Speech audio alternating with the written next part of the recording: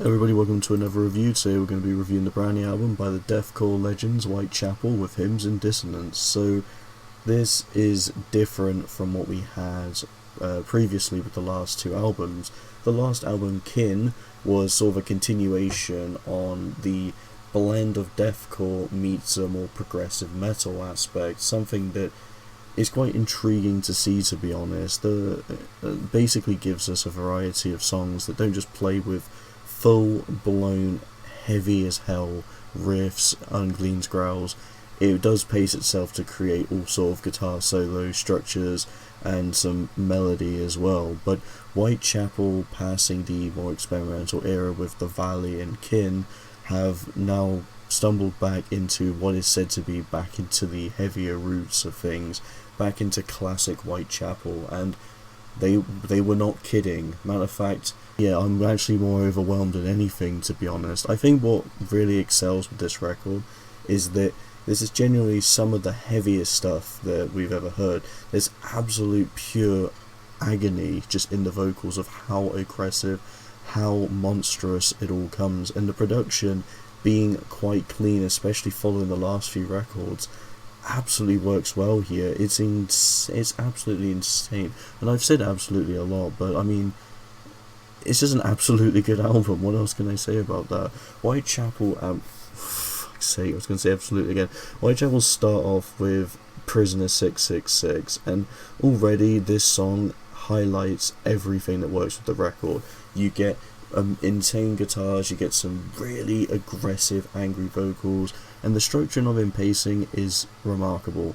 There's a lot of unique aspects I like to this, and when it comes to deathcore, a genre that I think is good but I'm not the biggest fan of, Whitechapel is one of the bands that really keeps it refreshing, because every album feels so unique and not like the previous. It fits in terms of the narrative and somewhat the sound, but you can clearly tell what era of Whitechapel album you're listening to, just because there's so much depth put into it. And this going beyond what I expect to do some of the heaviest writing ever is pretty remarkable, to be honest. I love how everything comes together on this. The first four tracks are just deathcore masterpieces, in my opinion. Hymns of Dissonance and A Visceral Retch both were singles for the record, and they really pull you in. Hymns of Dissonance was one of the best songs I've heard coming up to an album, and in general for my Track of the Week series, it's absolutely, I said it again, one of my favourites. But the rest of the album still brings in tremendous highlights. Hate Cult Ritual, after the more Who sort of throat singing sort of song that just kind of brings this sort of tribal cultish record to a midpoint, goes even harder with this one. I love the Hate Cult Ritual refrain on how intense it sounds, how gritty, and it just hits you like a ton of bricks. And you go throughout this record, you got some absolute killer riffs, and then we got the final track, Nothing Is Coming For Any of Us. Easily one of the highlights. This one is just your standard Whitechapel song, plays with some really insane riffs, some double pedals, just everything's extreme. And then the last half of the record is just guitars that absolutely soar into some of the highest highs. It really feels like they are slipping in more of the progressive elements from the last few records into this blend that feels very, very one-sided to more deathcore than progressive, which I like.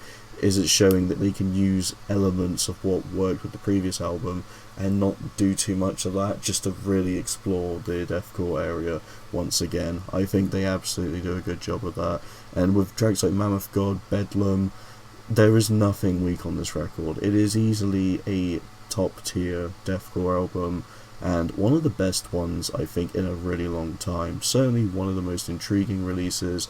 There is just so much depth with each track, and I just find it to be an absolute blast. I don't know if I'm 100% confirming it yet, but this may be my favourite album of the year, and I was not surprised by that choice. This is just insane. I'm going to give it a 4.5 out of 5. Thank you so much for watching, and see you next video.